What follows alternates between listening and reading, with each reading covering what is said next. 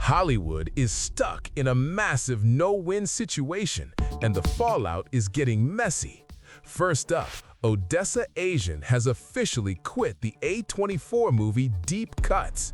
This happened after a massive backlash because she was cast as a character who is Mexican and Jewish. And while Odessa is Jewish, she isn't Latina. She straight up told her fans on Instagram, "I'm out." This is a total double-edged sword. On one side, the fans are right. Representation matters, and casting a Latina actor for a Latina role makes the story feel real. But here is the flip side. If we say actors can only play their own background, do we end up putting talented artists in a box? Does a Latino actor lose the right to play a character of a different race just to show their range? The Latino community isn't a monolith. There are thousands of heritages and looks, so who decides what the right look is? Right now, it feels like actors are forced to only play versions of themselves instead of actually acting.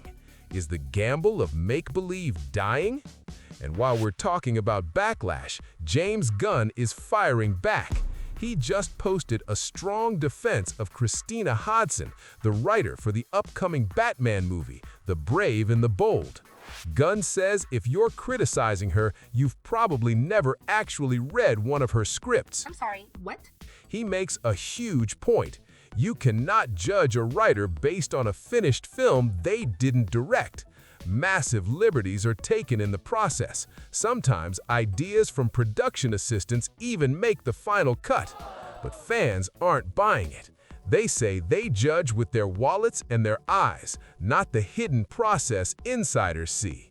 Do you trust Gunn's professional machinery, or is the audience the only authority that matters? Is this the beginning of the end for HBO Max? Something strange is happening.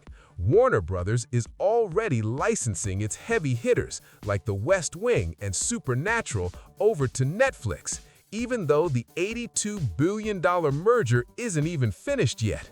The official reason is a cash grab to give library titles a second life, but the pattern is obvious. If all the valuable content is moving to Netflix, what is the point of HBO Max staying a standalone service? CEO David Zaslav says HBO Max will stay, but industry experts expect it to be phased out by mid-2027. Are we watching the slow-motion winding down of a streaming giant? Finally, we have to talk about the wildest casting of the year. They are making a Rambo prequel. And the new John Rambo is Noah Centineo.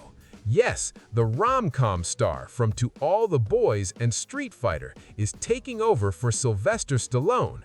The movie is called John Rambo, and it's a raw, stripped-down survival story set before First Blood. The director says seeing the original changed his life at age 11, and he wants to show lost innocence. But the gamble is massive. Centineo is known for being charismatic and soft, not the silent, tormented warrior we know as Rambo. This is a huge pivot, and the studio is betting he can pull off a performance that makes you forget the original. Can he actually transform into a legendary soldier, or is this casting destined to be a meme? What do you think? Is Odessa right to walk away, or is acting becoming too restricted? And can Noah Centineo actually be Rambo? Drop your thoughts in the comments. I'm reading every single one. See you in the next one.